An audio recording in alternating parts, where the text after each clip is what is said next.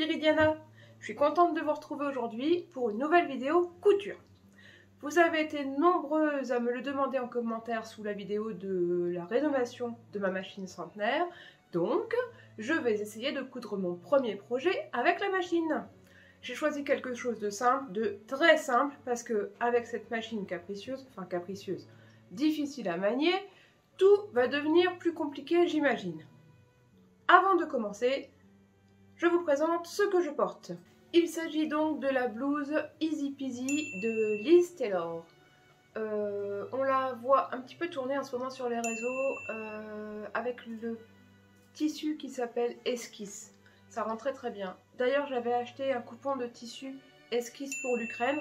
Je pense que je vais me refaire ce modèle dans le tissu Esquisse pour Ukraine. Voilà. Donc attaquons tout de suite les étapes de la couture du sac à tarte avec ma vieille machine. Pour coudre le sac à tarte, il me faut déjà 2 anses. Donc c'est 2 fois 40 cm par 8 cm en popine de coton, toute simple. Ensuite, il me faut 2 rectangles de tissu qui font 80 par 40. Donc j'ai coupé au pli 40 sur 40. J'ai déjà noté ici le milieu ainsi que 2 crans de montage à 5 cm pour placer l'intérieur des anses aux bons endroits. Comme je n'avais pas assez de ce tissu pour faire un grand rectangle de 80 par 40, j'ai fait 2 petits rectangles de 40 toujours par 41. Comme ça, je ferai une couture ici et j'aurai bien un grand rectangle final de 80 par 40. Voilà, c'est parti. J'ai repassé un peu mes différentes pièces, j'ai épinglé ce que je devais passer à la machine à coudre et maintenant on va aller enfiler la machine. Je crois que je vais choisir la solution de facilité, c'est-à-dire couper mon fil déjà en place, puisqu'a priori il est plutôt bien enfilé, et faire un petit nœud avec mon nouveau fil que je vais tirer juste avant que ça arrive dans l'aiguille, dans le chat de l'aiguille. C'est peut-être pas très conventionnel, c'est sûrement pas conventionnel. Mais ça m'aidera comme ça. Alors je lève le pied de biche, ça c'est bon. Et je viens tirer sur mon fil. Il est là. Ouais, il était déjà partiellement désenfilé. C'est pas grave. Je sais qu'il faudra que ça repasse sur le côté après.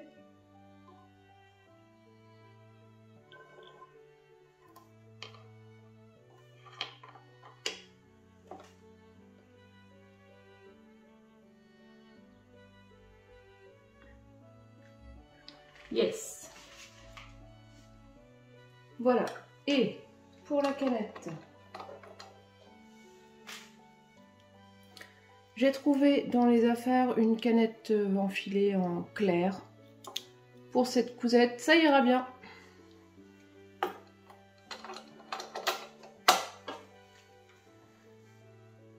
Je vais donc aller chercher le fil, 2 canettes. Il est là. C'est parti. Je vais commencer par les anses. Et alors, pour piquer à 1 cm, ah bah tiens, c'est une bonne question. J'aurais peut-être dû tracer avant.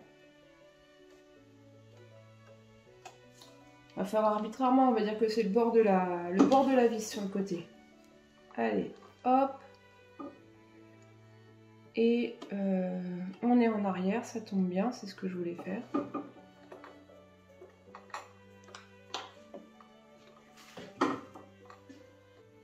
Et marche avant.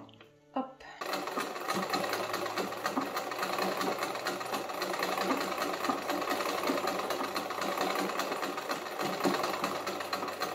Et ben c'est pas gagné. En tout cas, je vois un truc, c'est qu'il aime absolument pas passer sur les épingles. À chaque fois, il y a un petit zigouigoui. C'est aussi parce que vraiment le tissu du dessus ne va pas à la même vitesse que le tissu du dessous. On obtient un résultat un peu cracra.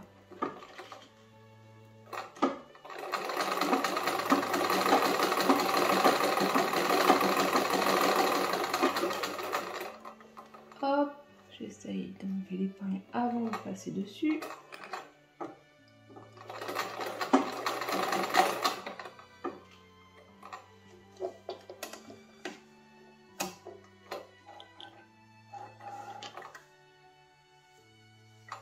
Je sais pas ce qui s'est passé, mais j'ai un gros nœud derrière. Je pense que c'est au moment où j'ai voulu l'arrêter. Elle a dû faire un petit point en arrière, j'imagine. C'est pas grave, on va renfiler et puis on va refaire ces petits points là. Hop.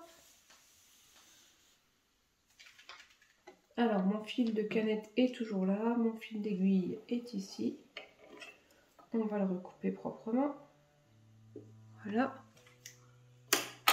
Mon pied est levé, je peux donc imaginer tirer un peu.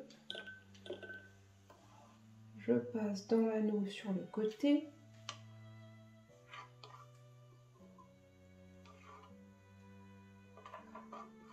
Hop. Encore un ici. Et cette fois-ci dans l'aiguille. Yes. Voilà. Donc je reprends quelques points avant. Je vais baisser le pied de biche. Je vais baisser l'aiguille. Ok. Et on y retourne.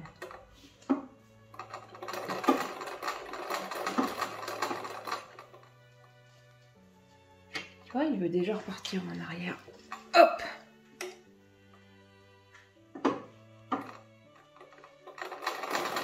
Oh là là!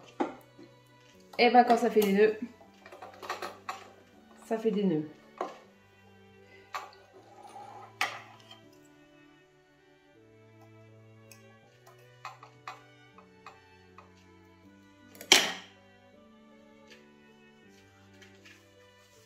Bon, ça va, c'est correct. Je vais couper tous les petits fils et j'ai donc une anse cousue. Un fil, deux fils. Et les autres qui sont un peu longs, on les coupe aussi. Voilà, je vais retourner ça après. Tout de suite, la deuxième anse.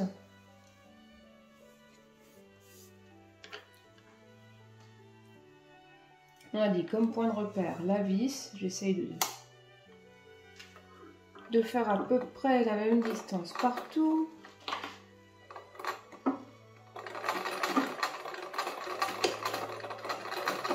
Waouh, ce changement de sens trop fort.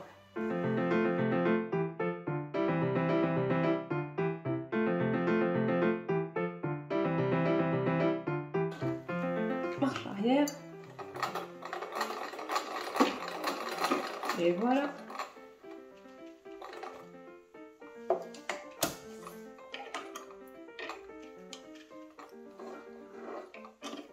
Ce rose fluo, mes amis, ça va être nickel. Voilà, j'ai encore un petit peu de fil à couper déjà et de zigouigoui là, mais franchement, quand on passe le doigt dessus, ça s'en va.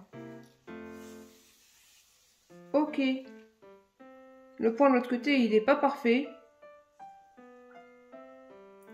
Ce sera la spécificité de ce plat à tarte, ce sac à tarte cousu à la machine centenaire.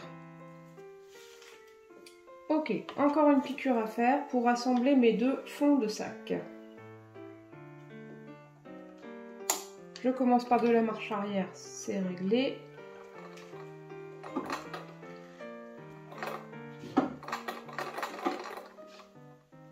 Et marche avant.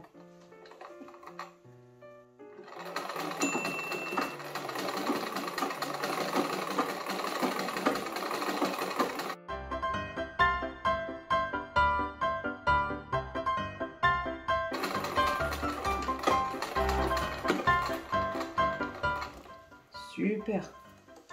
Bon, par contre, je crois que mon repère pour 1 cm, ça fait pas tout à fait 1 cm.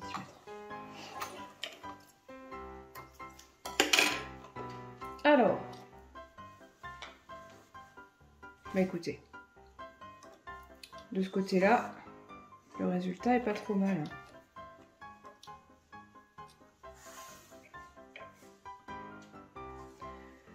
Ici, on a encore un peu de bouboule. qui voudrait dire que ça, c'est pas tout à fait assez tendu.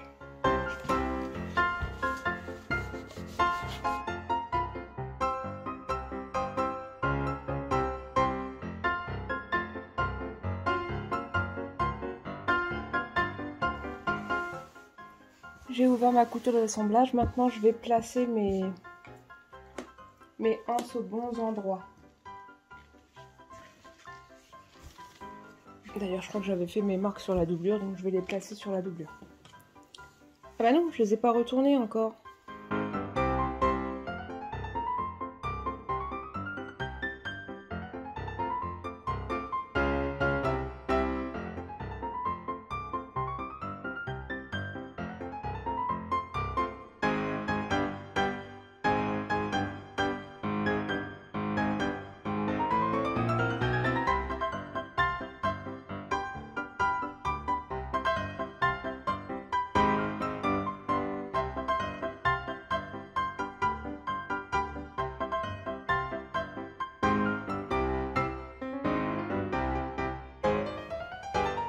On repasse donc les anses bien à plat en mettant la couture bien au bord. Pour ça, on fait rouler un peu la couture entre les doigts. Il y a aussi la technique de le repasser en mettant une... comment ça s'appelle? Le manche d'une cuillère en bois à l'intérieur pour bien plaquer les coutures. Mais il faudrait que je descende à la cuisine et clairement, j'ai la flemme.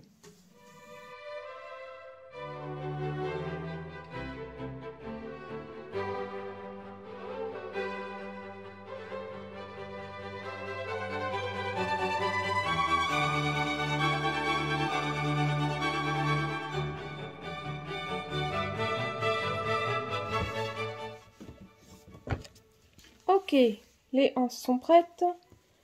Je viens les mettre sur ma doublure, là où j'avais fait les petites encoches au départ, vous voyez ici? Yes, on la voit. Et je viens me coller à l'extérieur de cette encoche. Hop. Pareil ici, il y a une encoche, là. Et je me mets à l'extérieur de l'encoche.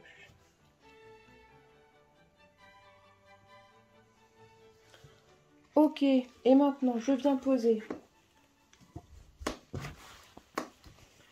mon tissu extérieur sur la doublure à laquelle j'ai accroché les anses. On va épingler bord à bord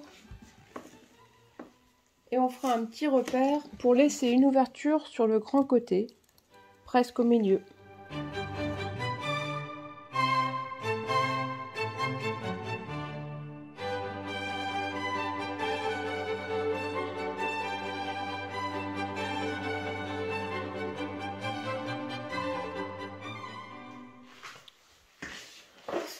Bon, j'ai épinglé tous les côtés de mon sac, j'ai fait un repère, hop, ici, pour laisser l'ouverture. Donc je vais commencer à coudre là avec un point d'arrêt. Je fais tout le tour, j'ai bien emprisonné mes anses à l'intérieur pour pouvoir les retrouver à l'extérieur après. Donc je fais tout le tour et je m'arrêterai ici avec un bon point d'arrêt. Allez, c'est parti, on essaye ça.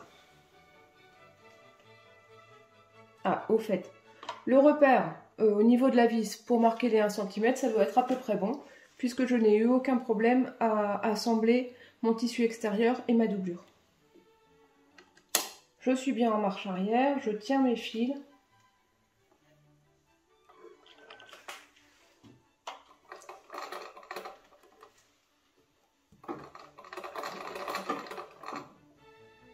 Et marche avant.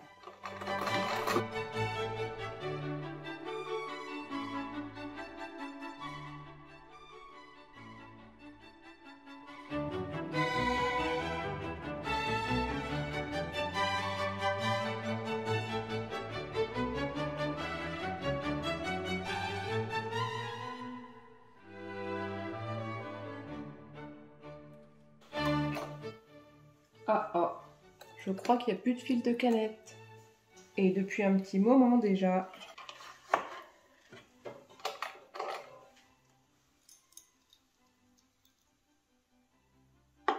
Et non, il ne reste plus qu'un truc tout rouillé au fond. Bon, et ben on change.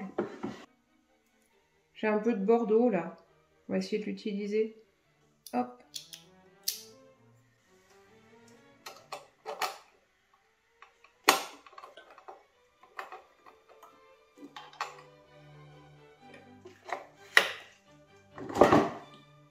C'est parti.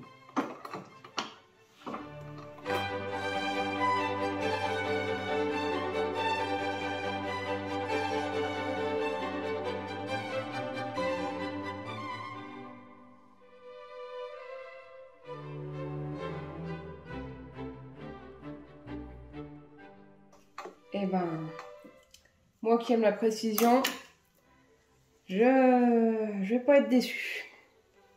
Enfin, si, je risque d'être franchement déçue. Mais bon, l'important c'est d'essayer de coudre quelque chose qui ressemble à un sac à tarte, hein, n'est-ce pas? Donc, je dégarnis les angles.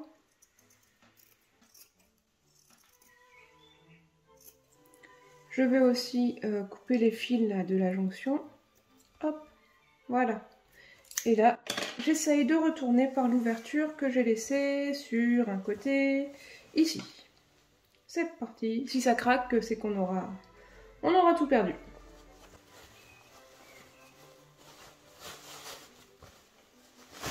Ça n'a pas craqué. Allez, je vais faire un petit tour sur la table à repasser.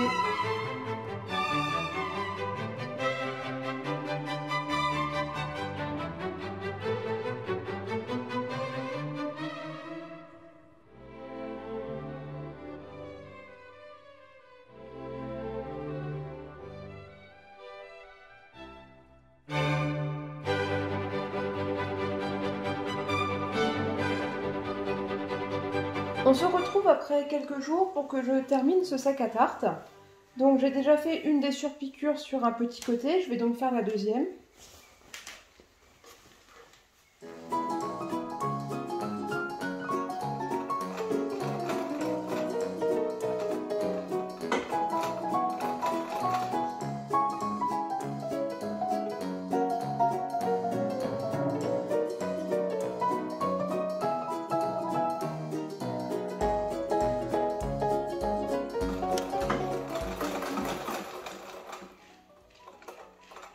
Eh ben, ça fait pas du travail très propre hein, quand même.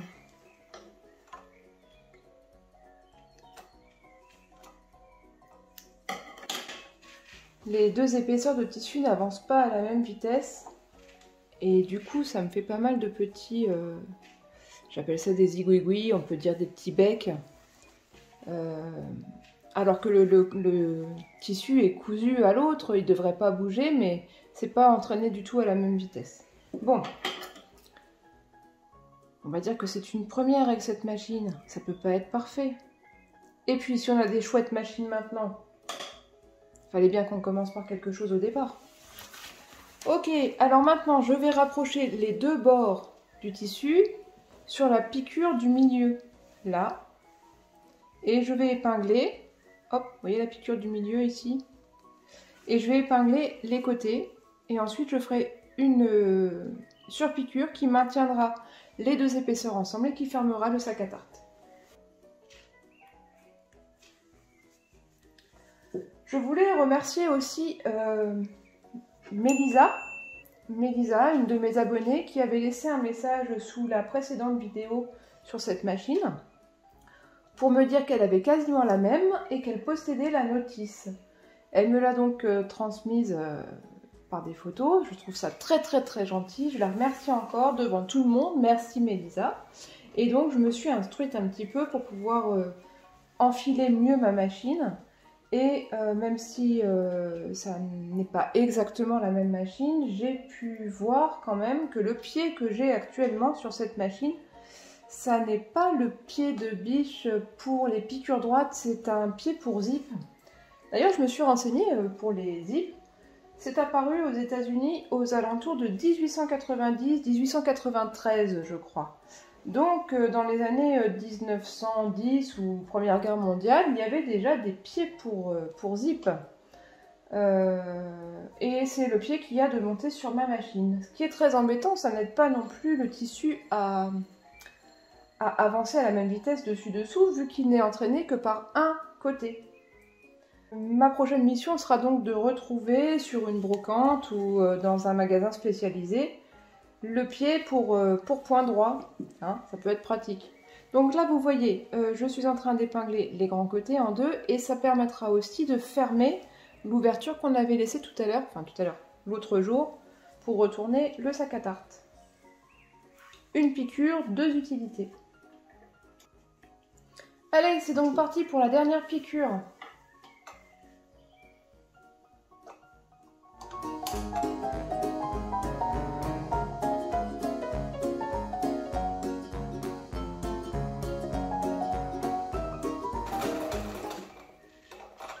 En voilà une. Alors la longueur des points n'est pas régulière, je ne sais pas pourquoi. Les griffes n'ont pas l'air de bien entraîner mon tissu.